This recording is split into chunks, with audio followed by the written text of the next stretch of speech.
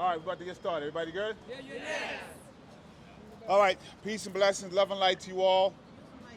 Thank you so much for coming out today for a historic moment that is too long in the making. We've been trying to ban solitary for quite some time. Um, what I want to do is level set of what's happening right now. We do know that Rikers Island is in crisis. We do know that anybody who's in Rikers Island now is in danger. And I'm always going to make sure we're focused and lifting up incarcerated New Yorkers who are on Rikers Island, many of them who are simply waiting for trial, many of them waiting for bail hearings, too many of them dying in those cells. I'm also going to make sure I lift up people who are working there who are being injured, because the system is designed for harm, and that's what's been happening. Also, what we know is solitary confinement is torture. The United Nations has declared solitary confinement to be torture. Solitary confinement by any name is still torturous. For some New Yorkers, like Kalina Brown, Browder, Leilene Polanco, Brandon Rodriguez, too many others, it has been a death sentence. We owe it to them to prevent future harm by passing this bill and codifying a clear and concrete ban on solitary. What we tried to do with this bill is make sure that we can start off with language that everybody understands. Because we've heard language used to describe things that we know were not accurate. So what this bill does is center the experiences of incarcerated New Yorkers. What it does is understand what they're experiencing at that moment and name it. And when we name it, if it needs to be banned, we ban it. If it is restrictive housing, it is restrictive housing. And then we have to decide what happens when those things are used. We also know and agree that there are times when we may have to separate people who are a danger to themselves or to others. This bill allows that to happen. But what it doesn't allow is for that to happen forever, for an extended time period when it no longer needs to happen. It also reinstates due process that anybody should have. And what we have to remember, just because Rikers is out of sight and out of your mind, it isn't for the loved ones who are there. That's right.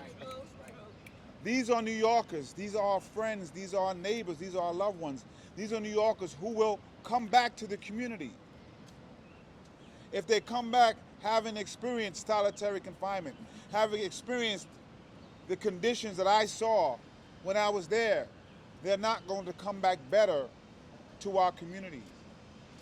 So this bill is about public safety. It is about keeping everybody safe. If you speak to anyone on both sides of those bars, by the way, who are black and brown, many of them are one side of women. I believe if any one of those populations was a different hue, we wouldn't even be talking about this, but that's a different conversation. If we really want to keep everyone safe, we understand that everyone agrees the biggest problems that are happening there is that we're not getting minimum standards met. And if we got minimum standards met, the tension, the violence would all come down. And what we do know is that solitary does not help when we're trying to deal with violence, when we're trying to deal with inhumane conditions. We have to get this bill through the City Council. We have to move it quickly because public safety depends on it. Yes. So I'm happy that we have a bunch of folks with us today that we're going to hear from. So many people who have been fighting for this, advocates, people who have way too close and personal experience with solitary confinement, and legislators who have been in the forefront of pushing to get this done. First, we have Melanie Brown, activist and sister of the late Leilene Polanco.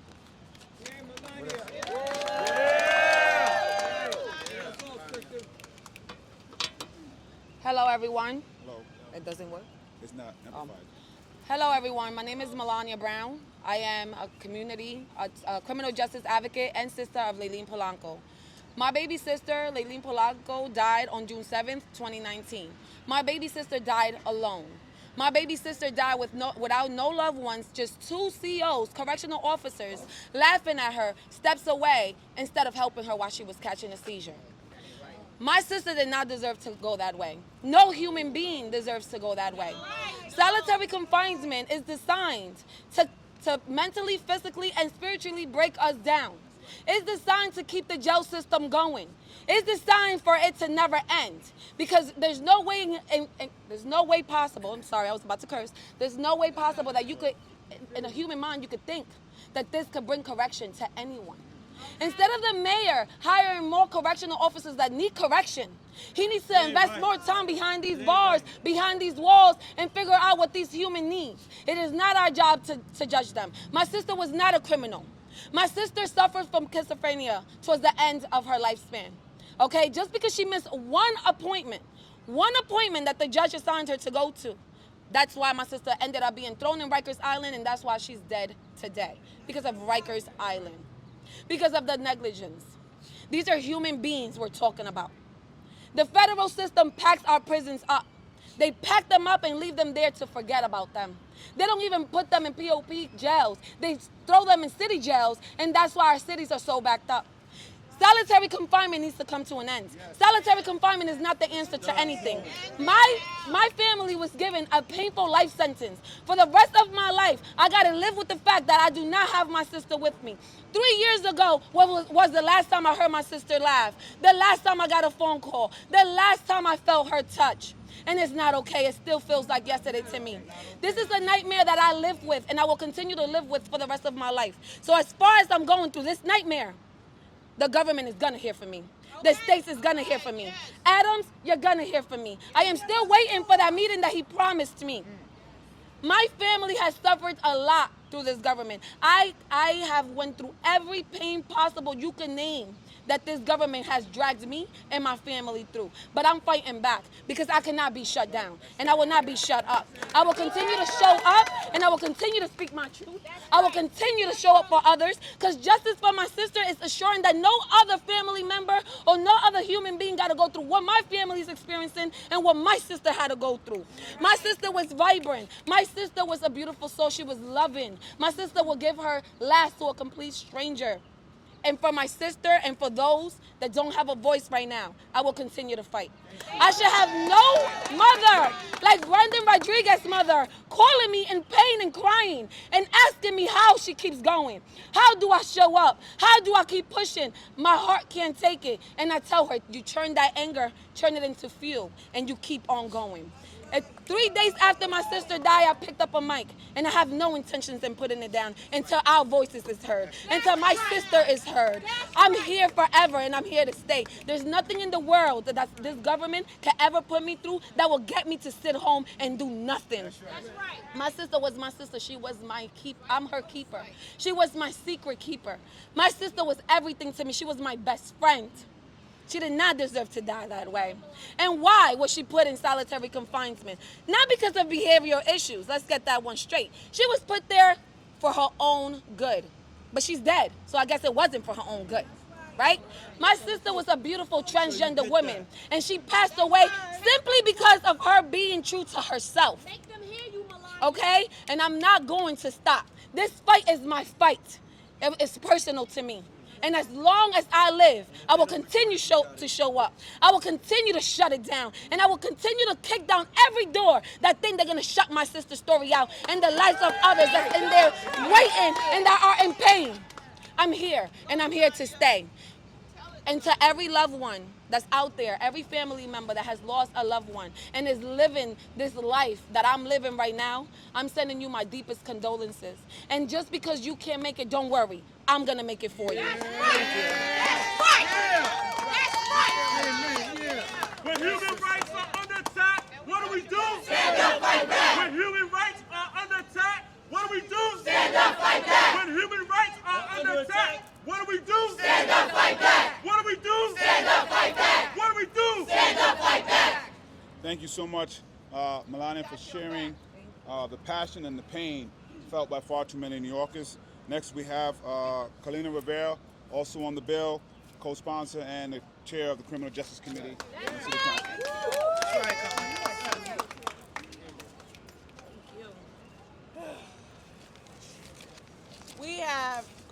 together. We have rallied together. We have testified together. We are tired of it. I'm here with the Halt Solitary Coalition, with everyone else, with family members that continue to turn their pain into advocacy and into action. To say one thing and one thing very, very clearly. We have to end the egregious human rights abuses carrying on in our city jails every single day. That's right. That's right, Councilman. So I'm Kalina Rivera. I'm chair of the Committee on Criminal Justice. I proudly represent District 2, the communities that raised me. I want to thank the public advocate. You see my colleagues right here. We are introducing legislation that will finally put an end to solitary confinement.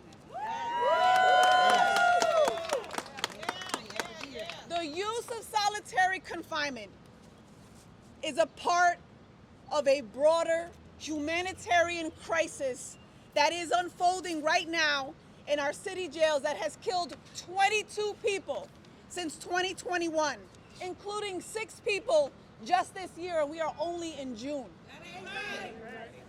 This also marks 7 years since we lost Kalief Browder, 3 years since we lost Layleen Polanco.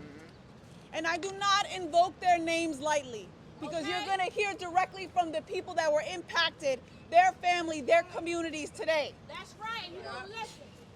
But solitary confinement is torture. You need the data, we have the data. You need the heartbreak, we have the heartbreak right here. Every day it continues is another day that we as a city are complicit. And so the evidence is clear. And just this week, the Board of Corrections reported that the Department of Corrections continues to lock people in solitary for 23 hours a day, extended periods of time. The bill that we're going to introduce today ensures that all people in jails have access to being out of their cell 14 hours per day, access to at least 7 hours of programming, both of which must actually take place outside of the cell. So together, I believe that this city council can end solitary confinement in New York City for the lives lost, for the families broken, for the advocates who have upheld this fight. And for New York, we must end this crisis. Thank you. Thank you, Kalina. Thank you. What do we want? What do we want it? Now. What do we want? Solitary. What do we want it? Now. Thank you so much. Next, we have Victor Pate from the Halt Solitary Campaign, co-director, survivor, also survivor of solitary at Rikers. Thank you, Speaker Jumaane. Thank you, Advocate Jumaane, and thank you for everybody that's standing here with us now. You heard these numbers: 16 people in 2021, 6 in 2022. That's too many people, and countless others that will continue to suffer and die from being in solitary confinement. I too am a solitary confinement survivor from Rikers Island, as well as being in solitary confinement in state prisons. I am also the co-director of the Halt Solitary Confinement Campaign that fought for 8 years to get the Halt bill passed in the New York State Legislature, and we were successful in 2021. And here we are, 2022. The Halt bill was implemented in March of 2022. And now, here we are, having to introduce another bill to have them to really and truly end solitary confinement. We shouldn't have to do this because the Halt bill applies to state and local jails. So why are we here again? Because we have to force them to do what the law says they have to do. And right now, they are in violation of the Halt bill. Where is the accountability for them when they violate bills and laws that are passed by our legislator? When you have people that are dying, the suffering, abused, and neglected by the horrors of solitary confinement, Where is the accountability? So what I say, City Council needs to pass this bill so that they can truly end solitary confinement, the tortures, and the collateral damages. I've been out of prison 25 years, but guess what? I still have collateral damages and effects of my time in solitary confinement. In solitary now. Thank you. Next, we have another co-sponsor of this bill, the amazing council member, Tiffany Kaban.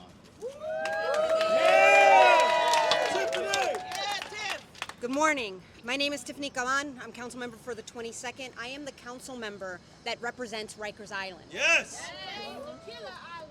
That's right. And I am here to say again that you either care about outcomes or you don't. You either care about saving lives or you don't. Plain and simple. We know that all we want is to keep our people alive. And we talk about the safety of every individual on that island, no matter what role you're playing. Ending solitary will save lives. I want to thank the whole Solitary Coalition. I want to thank Akeem, my family. I want to thank Melania. I want to thank all of the folks that come out here every single day.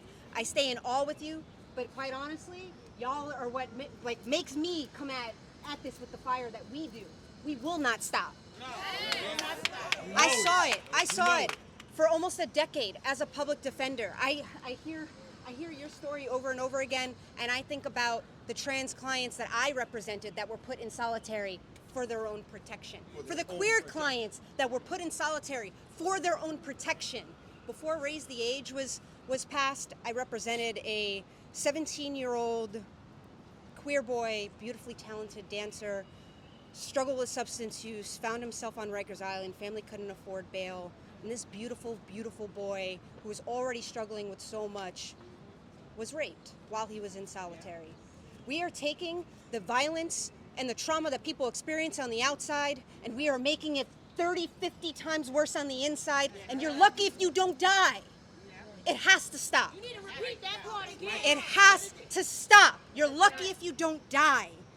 And this is the thing that I want to point out, because I continue to see it as I walk the halls of those units as a member of the council, watching people be thrown into cages, not seeing the light of day at all. That this law, this policy that we're talking about is wildly popular. I want to remind you that every single person here represents tens, hundreds, thousands of people in our community. And at the beginning of this council, myself and the majority of my colleagues signed a letter to say that we support the end to this torture. That's right.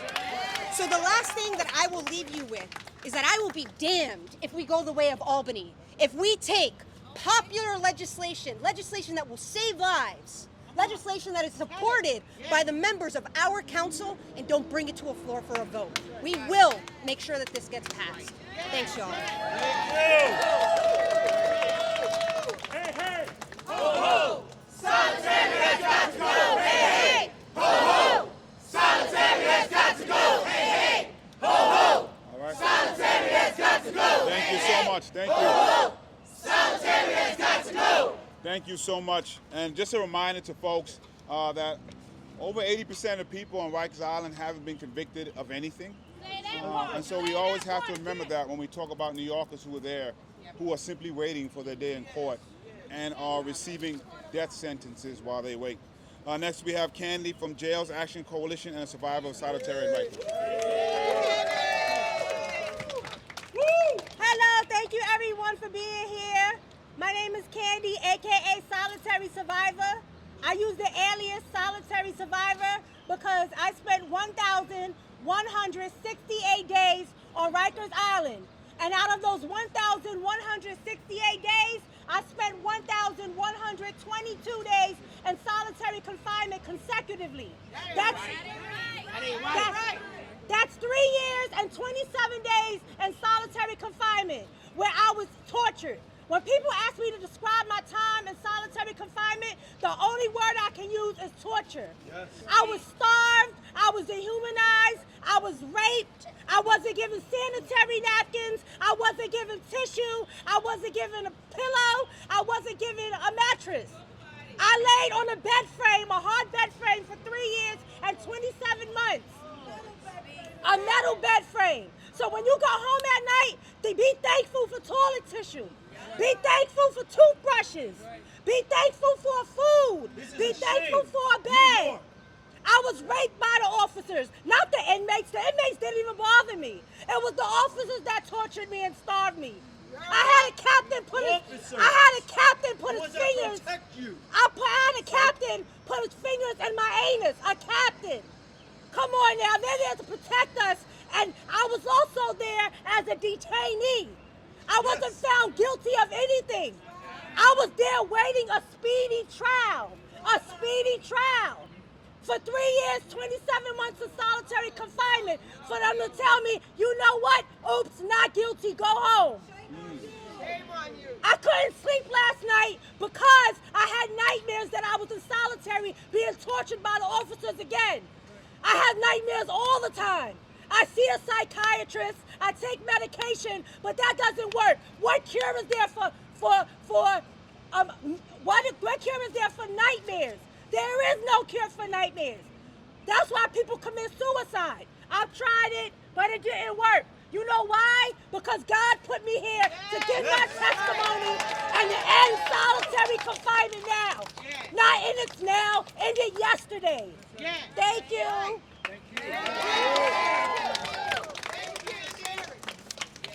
Thank you so much for sharing, and I hope folks heard and got that after those years of solitary was found guilty of nothing.